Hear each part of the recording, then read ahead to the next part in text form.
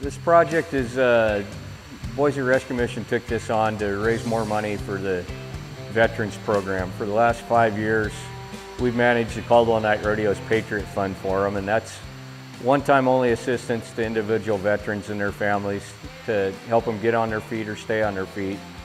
And it is a great program. We've been really proud to be a part of it, but the funds that we get for that, we go through in about 3 to 4 months.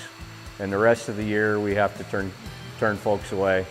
So this project, we're gonna raffle this truck off at $10 a ticket.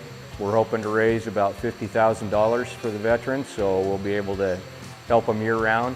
That goes for anything from car repairs and dental work that it's hard to find funding for, to we buy dentures with it, pay past due utility bills so guys can get into new housing. Through the VA and other members of the Veterans Coalition locally, we get referrals almost every week on guys who just need help getting back on their feet. And that's what the Boise Rescue Mission is all about, and that's what this truck project's all about.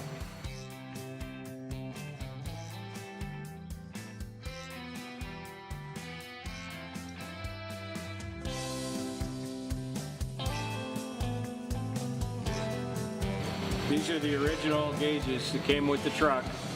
We shipped them off to Missouri and had them rebuilt for about half the cost of replica gauges, and they were upgraded for a 12-volt V8 system. So they'll be fully functional with the engine and electrical system that's in the truck. So what we got here is a modern reproduction of the radio that would have come in this truck. Since these radios were only made for about 15 months, they're a little hard to find the originals, and if you do, it's just a tube-type AM radio. This has the replica controls and everything. The bezel cover here will get painted the same color as the dashboard, and these speakers that are in the same configuration as what the truck would have come with are 45-watt speakers. And the radio, if you'll notice, is a fully modern digital AM/FM radio, Bluetooth compatible and everything. So once it's installed, it'll look just like it did in 1955 with all of the bells and whistles of a modern radio. And if you look deep down into the faceplate, you'll see in the background the FM radio dial, and everything is controlled from your 2-knob control. So one of the little bells and whistles we splurged on to make whoever wins this truck a very happy camper. So the cab doesn't look like much right now. We're still putting patch panels in and banging out some of the dings.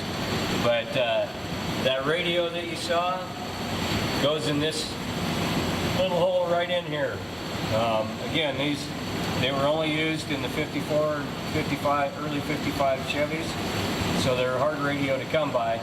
We didn't want to tear up this dash because it's a really beautiful deal. Our original plan was we were going to put the factory radio delete plate in here and do a hidden audio system in the truck. When we researched that, we found out what the radio delete plate is a piece of cardboard the factory shoved in there, and the radios were installed at the dealership. So if you wanted to buy a radio, the dealer ripped the cardboard out and threw it away and put your radio in. If not, you drove around with cardboard. We didn't want to do that, and we don't want to butcher this beautiful dash. So we went ahead and bought that sound system, that modern sound system in the replica radio format. So it'll fit right in the dash. The faceplate is going to be color matched to the dash, so it'll look better than it did when it rolled out of the factory.